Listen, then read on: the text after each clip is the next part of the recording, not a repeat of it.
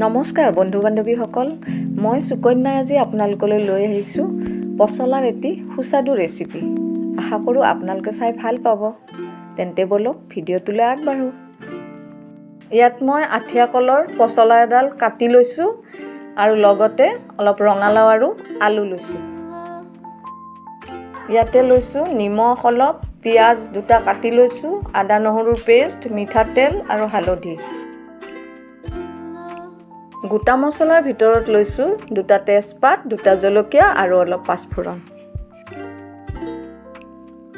প্ৰথমে মই লং, ইলাচি, ডালচেনি, জিৰা আৰু জালুক অলপ ভাজি পেলাই গুড়ি কৰি ল'ম।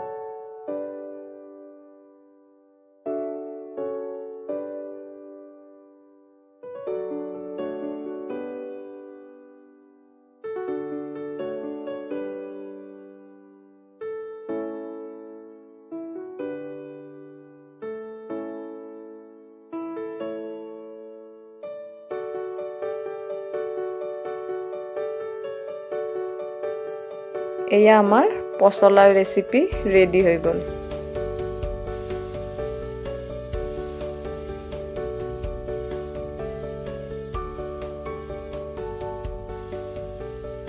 যদি আমাৰ ভিডিঅ'টো চাই আপোনালোকৰ ভাল লাগিছে তেন্তে লাইক, শ্বেয়াৰ আৰু ছাবস্ক্ৰাইব কৰি দিব।